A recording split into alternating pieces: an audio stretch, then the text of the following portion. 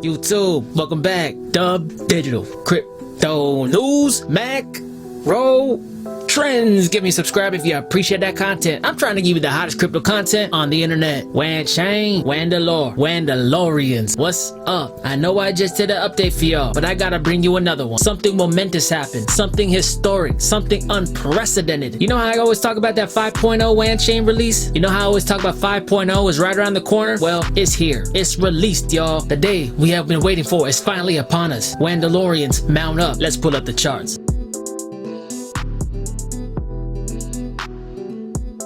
I got the WAN BTC pair pulled up for y'all right here. Let's just take a look at this really quick, but then we're gonna jump right into the 5.0 update. So guys, it's no secret, Wanchain's been bleeding, falling down to the ground, getting hated on by all these Wanchain haters, saying Wanchain's a scam. Wanchain went up hard, Wanchain came down hard. Every action has an equal and opposite reaction. But what we need to notice, guys, and what I want you to look at is how price is affected by news when it's rolled out. Wanchain started pumping up in price around November 5th. And at its highest point, it actually had about a bounce of 30% or so. A lot of cryptos are bouncing off from the lows after this horrible bloodbath crash that just occurred. But Wanchain actually has some real substance behind it. Fundamental developments that have occurred. Oh yeah, Dub Digital? What's that? I see you've been living under a rock. Wanchain just announced today, the 10th of November, that the 5.0 update is live. It's live right now. This is just the beginning of a series of announcements that will be made by Wanchain, releasing different DeFi products, different applications, new functionality within its chain that has never been offered before. And if you've been following my channel, what have I told you about news? News is just the communication of fundamentals that have occurred within a project. And because of this, we're witnessing a very nice bounce on Wanchain. Not financial advice, but I will go out on a limb here and say that this bounce that's being experienced is somewhat muted by the horrible sentiment surrounding the cryptocurrency marketplace right now. And there's something to be said about a project that keeps to its roadmap. And in my last video, I overlaid what I believe was a fractal, because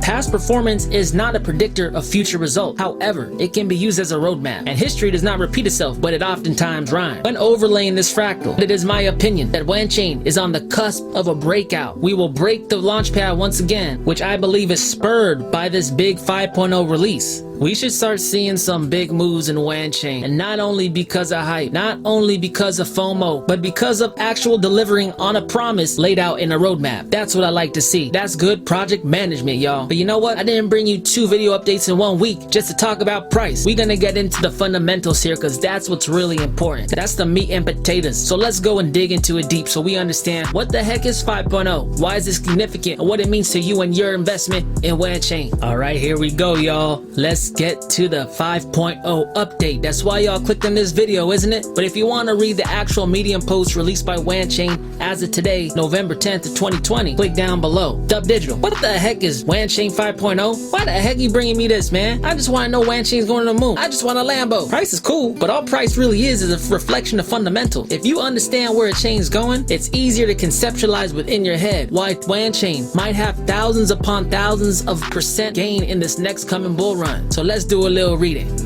Dub Digital, what the heck does this 5.0 update do though? Essentially, it's a cross-chain mechanism that's been upgraded from a semi-decentralization to a more perfect balance between decentralization and usability. And that's the trade-off, guys. If you want to have decentralization, you usually got to give a little something. It usually comes out from the user experience. The problem is, if you degrade the user experience too much, people ain't never going to use it. Wanchain 5.0 is essentially what Wanchain Foundation believes is a sweet spot. But most importantly, Wanchain 5.0 makes Storming nodes now available to the community. Storming nodes are now fully open to the community, allowing for native assets and tokens to flow securely and rapidly back and forth between any 2 chains connected by WAN bridges. Okay, Dub Digital, so what? What's the significance of this? WAN bridges are very significant. WAN bridges enable rapid and affordable cross-chain value transfer without compromising on security, i.e. counterparty risk. If you follow my channel, I always talk about counterparty risk, how bad it sucks. I'm getting mad just thinking about it. For those of you who don't know what counterparty risk is, it's essentially involving a third party holding your assets. If you're into crypto, most likely you hate that because it's like a bank. They can take it, charge me fees I don't agree to, all this kind of crap. It's much better when we could trust in code instead of people, because over time in history, people have shown that they're not very trustworthy with other people's funds. Even when you want to use Bitcoin on Ethereum, you got to use Wrap Bitcoin. Wrap Bitcoin has a third-party custodian involved as well. People who use Wrap BTC all the time to participate in Ethereum DeFi, any type of blockchain asset they want without involving a custodian. And in this way, they actually remove a bunch of risk to their assets, can't get seized by a regulatory body, can't get stolen by a bad actor within the custodian holding your assets. But let's dive a little deeper in here, guys, talk about this WAN bridge utility, because I could throw the word around all day. Let's put a nice little graphic in here that was released by Wanchain. In the Medium post, Wanchain published a nice graphic that helps you understand the value of these WAN bridges. There's a Bitcoin island, an Ethereum island, an EOS island, a Wanchain island, all these islands with all this money locked up on it. And there's big money wrapped up in Bitcoin and Ethereum. But the problem is, guys, what's the good of having a lot of value wrapped up on an island if it can't be shared in between other islands? There isn't any. And everyone knows the best place for capital to be is to be flourishing, is to going between hand to hand. Ecosystems can flourish and develop much faster than if they just sat there stagnant, not changing, not moving hands. Not good for economic growth. So what Wanchain is essentially doing is applying what they're calling WAN bridges, aka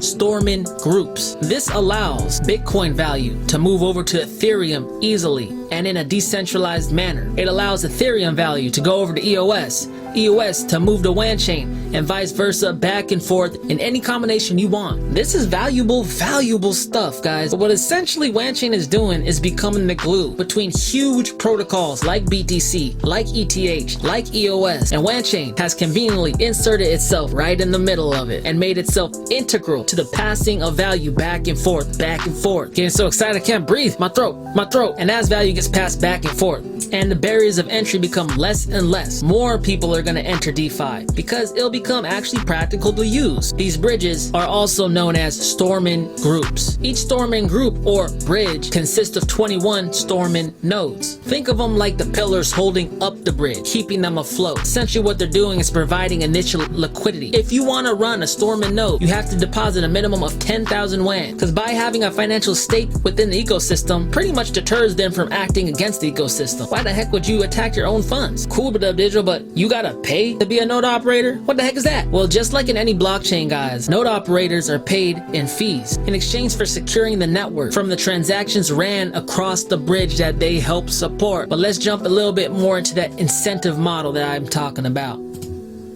No cross-chain service fees, temporarily subsidized by the Wanchain Foundation. Incentive paid to the cross-chain storming node operator who runs the node, like we just talked about. Incentive paid to the delegators who contribute stake to the storming node. You will need a minimum of 10,000 WAN to participate as a storming node operator. Should you have less than 10,000 WAN, you can delegate your stake to a node operator that has 10,000 WAN. In this way, you both get a piece of the pie. Total storming rewards is limited with a hard cap to ensure that high rate of return doesn't cause too large an amount of funds to move away from the proof of stake. So should you be sitting on 10,000 WAN, maybe it behooves you to look into becoming a storming node operator, because in this way you can get passive income on your money. But Digital, let me ask you a question. If this is a cross-chain protocol, like all these bridges going from EOS to BTC, from WAN to E, how do you actually make sure that consensus is achieved if each one of these blockchains have their own way of reaching consensus? Whoa, that's a good question. Psych, Wanchain got an answer. Let's check it out.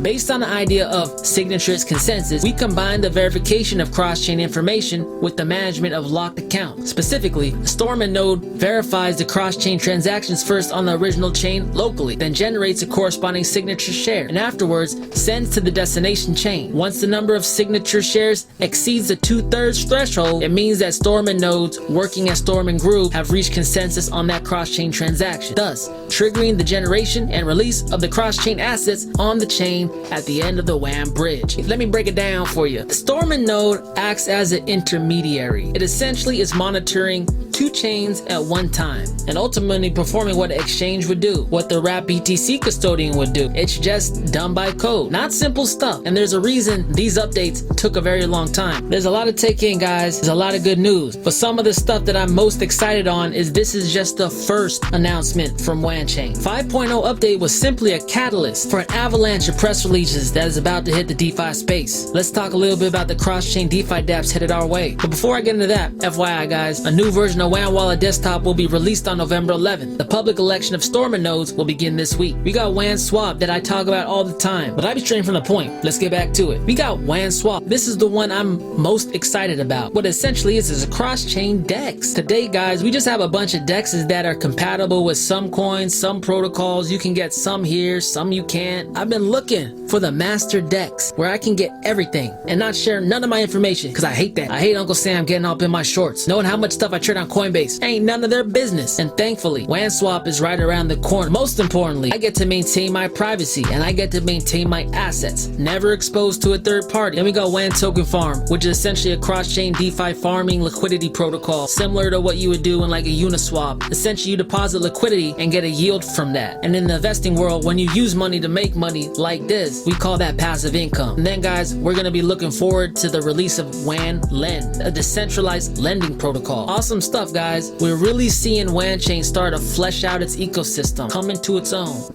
Yeah, whatever, Dub Digital. I hear you talking this filth, floor, and filth every single week. Just tell me where Wanchain's going and its end goal. Wanchain is trying to be a titan of DeFi by using its Storming node and cross-chain functionality to make itself an authority as the decentralized cross-chain bank where people can complete any kind of financial task they need to get done. Loans, savings, wealth management, exchanges, investments, payments, and all inside of it, guys. They gave us a little insight as to what coins will be part of this bank. Bitcoin, Binance, Ethereum, Wanchain, Neo, Bitcoin Cash, EOS, and Litecoin. These aren't small coins, guys, and they weren't started last week. Big followings and big liquidity wrapped up in. Should Wanchain become the glue between all these large protocols, the value of Wanchain increases exponentially because it's actually helping move the value wrapped up in all these other super large protocols. I really don't think the market understands just how big and just how ambitious the use case Wanchain's going after. Do you guys realize that it will become the glue of DeFi and cryptocurrency? Alright, guys, I had to bring you a quick video on this 5.0 Wanchain update because it's a big deal. Now we have a truly decentralized protocol